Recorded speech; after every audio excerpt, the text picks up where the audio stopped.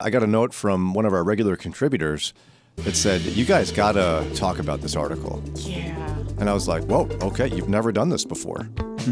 So I will read the article because there's one social media platform that not only have exterior studies raised concerns, but now we're finding that internal, not only documents, but extensive studies and surveys reveal that it's an exceptionally dangerous thing for teen girls to be a part of this social media platform.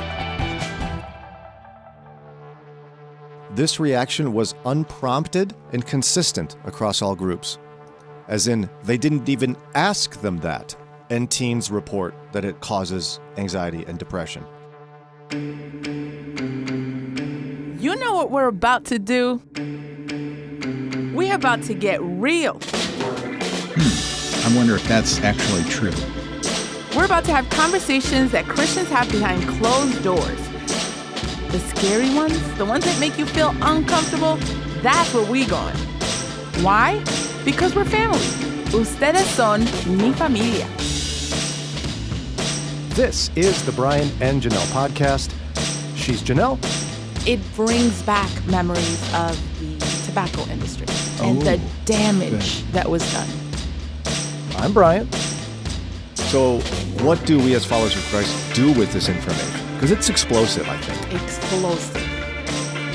And if you don't want to miss anything, just hit that subscribe button. This is the Brian and Janelle podcast. We've got to talk about this article. A regular contributor to the show, who shall remain nameless, sent us an article and said, you really got to talk about this. You've got to talk about this. It's a big deal. And I normally, when someone says it, I'm like, okay, here we go. You know. Everything's a big deal. Yeah, everything you send is a big deal. It's almost like everything's breaking news. Man, you ain't gonna believe this. Talk about this. Usually, I got to be honest, I'm cynical, so I'm disappointed. Yeah. In this case, I was not. And this individual is one where I go, wow, okay, let me take a look at this. So there's so much to say on this, but let's just start here. Yeah. In public, Facebook has consistently played down Instagram's negative effects on teens. And hasn't made its research public or available to academics or lawmakers who've asked for it. Mark Zuckerberg said at a congressional hearing in March of this year, quote, the research that we've seen is that using social media apps to connect with other people can have positive mental health benefits. That's what he said. Ken. Congress asked. And he said, well, it can have positive benefits. In May, Instagram's head in the company, because remember, Instagram's owned by Facebook. Yeah. Right? Since 2012, yeah. So a guy named Adam Mosseri is the head of that one. He told reporters that research he had and that he's looked at carefully suggests the app's effects on teens' well-being is likely quite small. Like, it's really not a big deal. Don't worry about that. Wow. So with that in mind, at a congressional hearing this March, Mr. Zuckerberg defended the company against criticism from lawmakers about plans to create a new Instagram product for kids under 13.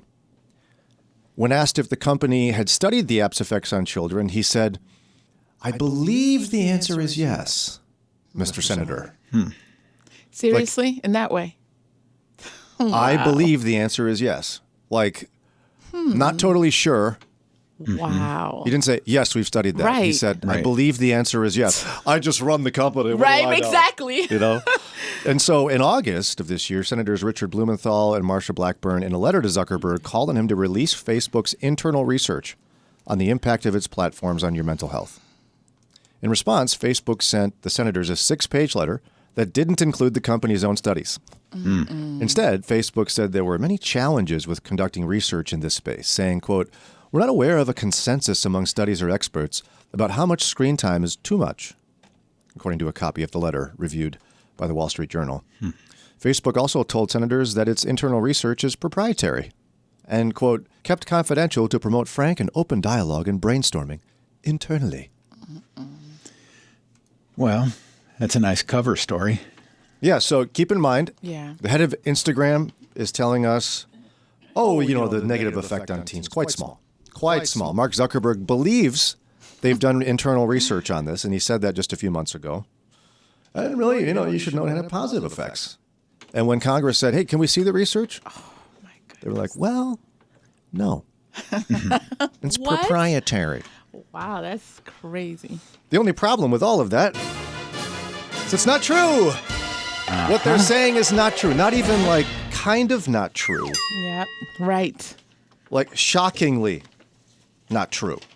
So here's what we mean. Let's dig into this and we're going to talk about it. The Instagram documents form part of a trove of internal communication reviewed by the Wall Street Journal on areas including teen mental health, political discourse, and human trafficking. Now, just a question. How did they get these? A whistleblower inside the company? They didn't say how they got them, but somebody gave them not just the research, but essentially, I don't know what software was used, PowerPoint slides from internal presentations within the company. Wow. Okay. That show summaries and specific data from their internal research, which, by the way, Mark Zuckerberg he believes they have. Right. I believe we have that. So this data offer an unparalleled picture of how Facebook is acutely aware, says the journal, that the products and systems central to its business routinely fail. The documents also show that Facebook has made minimal efforts to address these issues and plays them down in public. So, in efforts that include focus groups, online surveys, and diaries, the specific group that the journal got were from 2019 and 2020. It also includes large-scale surveys of tens of thousands of people in 2021 that paired user responses with Facebook's own data about how much time users spent on Instagram and what they saw there. So they have focus groups, online surveys, diaries, and large-scale tens of thousands. Mr. Zuckerberg, do you have any research internally? I believe the answer is yes. Wow. Shockingly warped at minimum? Yeah. Yeah. Not an outright lie. He told the truth, but tried to hide it as best he could in his verbiage. And now, keep in mind that studies have shown that, like, for example, TikTok is grounded in performance, and so it really is not having a huge negative impact on teens. And Snapchat, even because they focus just on the face and silly filters, that Snapchat, even in some studies, has revealed it doesn't really have that many negative impacts on Face kids. as opposed to, because even that stuck out where I'm like, okay, that's still body image, face. As opposed to, like, compared to Instagram, what's the big difference? Well, with Snapchat? Instagram, what people are doing is they're focusing on the entire body. And there's a whole lot of fitness and health stuff going on in there. So, I mean, it's bad. Yeah. It's real bad. In fact, here's what they found specifically. 32% of teen girls said that when they felt bad about their bodies, Instagram made them feel worse. Okay. 32%. That's really, it's not very important. It's mostly good, right? What? 1 in 3. The researchers found that, by the way, in a March 2020 slide presentation posted to Facebook's internal message board. I believe the answer is yes. Comparisons on Instagram can change how young women view and describe themselves, says the internal slide presentation. For the past 3 years, Facebook is conducting these studies, it says, and repeatedly the company's researchers found that Instagram is harmful for a sizable percentage, most notably teenage girls. In a slide from 2019, quote, "We make body image issues worse for 1 in 3 teen girls." Quote, "Teens blame Instagram for increases in the rate of anxiety and depression," said another slide. Quote, "This reaction was unprompted and consistent across all groups." As in, they didn't even ask them that. Wow. And teens report that it causes anxiety and depression. Among teens who reported suicidal thoughts, 13% of British users and 6% of American users traced their desire to kill themselves to Instagram. I believe the answer is yes. He doesn't sound like that, but in my mind he does based on what I'm finding here. Yeah. Facebook's research indicates that Instagram's effects aren't harmful for all users. But for most teenagers, the effects of negative social comparisons are manageable and can be outweighed by the app's utility as a fun way for users to express it. Like they're saying, hey, you know what? The positives outweigh the negatives. Yeah. You can have fun there. But a mounting body of Facebook's own evidence shows Instagram can be damaging for many. In one study of teens in the US and the UK, Facebook found that more than 40% of Instagram users who reported feeling unattractive said that the feeling began on the app. I wonder if that's actually true. In their own research, they found, and they have a vested interest in not finding this out. Right. 40% of Instagram users reported feeling unattractive, and that feeling started when they used the app. That makes sense. Given how Instagram is designed to work, which in the beginning, in the article, they talked about like how you can do change your face and the filters and take away things. Like I can see how it can, especially for young girls that don't understand what's going on. Well, and then 1 in 4 teens said that when they started using Instagram, they began having feelings of, quote, not good enough. 1 in 4 teens traced that feeling of I'm not good enough specifically to Instagram. Many also said the app undermined their confidence and the strength of their friendships. I believe the answer is yes. We do. I think we have some research on that. Troubling stuff, for certain, about one specific platform. With usually what you hear is, that's social media. It's no banned for kids these days. What we're seeing is Instagram in particular is horrible. And not only girls. is it, what concerns me more is why y'all hiding? Right. You know it's a problem. You have bajillions of dollars. Yep. You have other platforms. Yep. You know this is a problem for teen girls. So what do we as followers of Christ do with this information? Because it's explosive, I think. Explosive. It brings back memories of the tobacco industry. Right. And the damage that was done. Yeah, where they're like, well, we're doing research. And like, yeah, right. They knew it was bad before they had to admit it. Yes. And then finally, it took years and years and years and lots of deaths to make something happen. Yes. So what do we do with this troubling information? We'll talk about that together in just a moment. Hey, it's Brian. If you've been a faithful listener to this podcast, we're just super grateful for you. Can't thank you enough for taking time out of your busy schedule to join us in our journey to follow Jesus a little more closely every day. But I got to remind you about something. We're listener supported. We're a ministry of Moody Radio in Cleveland, and it's donations from people who listen to us, just like you, that allow us to keep making episodes. So rather than tiptoe, because I'm not good at that, or dance around it, because I certainly can't dance, I'm going to be direct. We need your money, your financial support. Would you consider a donation to this ministry? A gift of any amount will make a huge difference. If you want to donate, we'd be so grateful. Just go to moodyradio.org/Cleveland. Again, moodyradio.org/Cleveland. Thanks.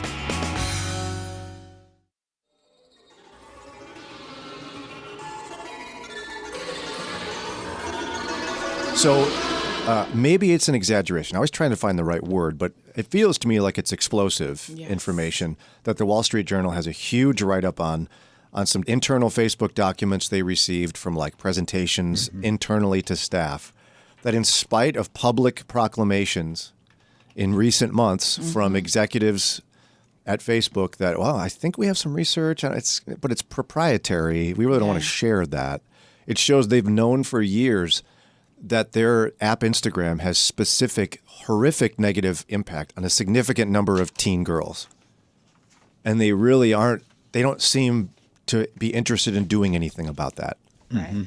To the point that when they are asked specifically by Congress for the research, they won't release it, claiming it's proprietary. Right. Which apparently to them, proprietary means embarrassing.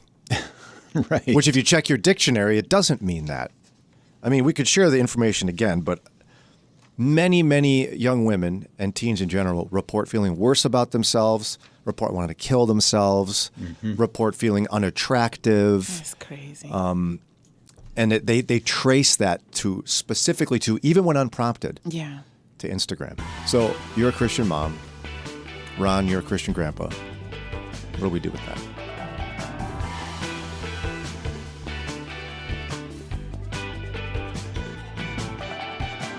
I think this is showing me the power of the social media, in particular this one with my girls, and doing less of the, y'all just be strong. Like, you know who you are. And they're up against, and this is going to sound a little much, but up against a monster, like something way beyond what they can handle.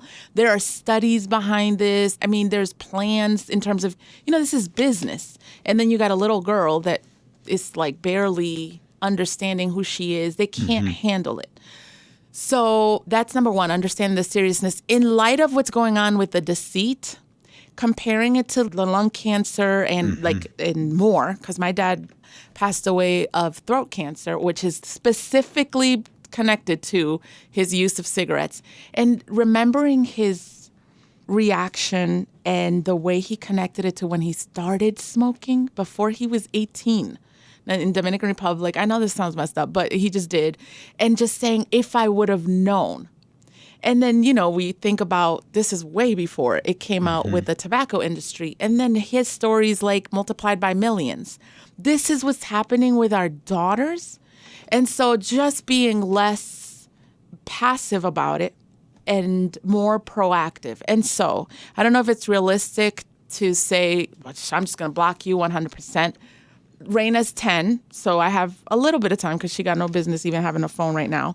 But she just doesn't. But what I was going to say is, if your daughter's already in that, for example, I would talk to her about this study, talk to her about the fear of missing out, the impact of loneliness, and just kind of engage with that. And then if she's going to stay engaged, giving her specific tools that she can use to be a critical user, like a critical thinker as she uses Instagram. So for example, if she sees an image saying, is this encouraging me to fixate on my appearance? Does this image spark body anxiety or feelings of shame? However it is, you know how your daughter is and how she can kind of ask herself questions. Because there have been, for example, accounts that I've told my boys who are older, you need to maybe, like after we've talked about it, say, well, maybe you shouldn't be following this account. I've heard of the danger. I didn't even know about this. I'm sorry, I forgot. But it's like an explore portion of Instagram. Yes. Have you seen that? Yeah. And the danger. Can you explain it more? Because I didn't even know about this. Well, I mean, most social media apps have this where it's like you really only see in your feed people you're following. But they're like, hey, you want to explore and find new people to follow? Click on this portion of the app, and it's going to give you some suggestions based on who you currently follow, who you are, your age, your gender, all those kind of things. And I think what they found here, if I recall correctly from the study, was that young girls are finding a lot of fitness and like modeling things. So imagine a 13-year-old with that explore feature. They're exposed to things they didn't even know were out there. And so now they're following accounts that... And so that's the second thing. And finally, I would, if they're going to stay engaged, which may just be realistic, going, especially if you have if they have an Apple phone, limiting the time that they can use Instagram. Because, and I'm going to give you some resources to look at, these things are addictive. And think like on a psychological basis, like this is past what your kids can handle. They're addictive. And so you can go, what I was going to say is watch Social Dilemma, the documentary. There are like former employees of these companies talking about they know it's addictive and how they're addictive. Social Dilemma, there's another one, it's called Digital Minimalism, talking about the same thing and the impact on your psychology and all that. So you can go into parental controls and specifically per app determine, okay, you can only use it an hour a day, especially younger teens. Then with older teens, and I have an 18-year-old, you kind of have to release, and I've told him explicitly, and I've just said, listen, you're going to have to start learning this because when you're in college and in your dorm and living on your own, you have to self-regulate. So I think empowering our kids to learn, like, this is having an effect on you. It has an effect on me, and I'm like a young 43. And so you have to learn how to regulate. You didn't even catch that. I did. It was just, it's so, I don't have to comment. It's so obviously an oxymoron. Okay. But would you ban it for your kids? For under 13, yes. Over 13? No, I would not. I Why? would limit it. Because, I mean, keep in mind, I'm a guy who's not a big fan of banning things. Like, for example, Right. there's bad things on TV. Burn your TV. Yeah. Or get off of the internet. It's 2021. You can't function in society today without access to the internet in many real and tangible ways. Social media. I'm not saying stop social media. Kids have, it looks like TikTok's not too bad for kids. Yeah. And Snapchat Snapchat's got doesn't its look that bad. advantages. A lot of kids use it instead of texting. But you're saying this one, don't use this one. It's statistically bad for you. Yeah. No? That one I would delay Instagram. But yeah, after 13, 14, I think we empower our kids more. And this is where I'm going to call parents here. We're getting a little lazy with parenting, and we're either letting the church do their thing or we're kind of like, it's just too much. It's just social media's here to stay. I think if we get a little bit more engaged and say, okay, you're 13, you can use it. Let's talk, know what they're following. Talk about, man, what impact do you feel like it has? Share your own testimony of the struggles you have and in terms of comparing, explicitly put it out there and say, this is the way it affects me. How does it affect you? What are the positive things on a consistent basis? Have conversations with your kids and have a strong relationship where you can kind of teach them how to engage with the world. And then at the young ages, limiting it as they learn. And then at some point in prayer, knowing how to gradually release so they learn how to regulate themselves. Mm-hmm. Would you ban it, Grandpa?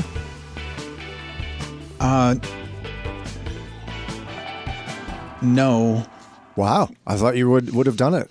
Said, just don't do that one. Stay away from that. For real. Do the other ones. Yes. I think the problem is we, as a society, have sort of a objective view of this is what beauty is.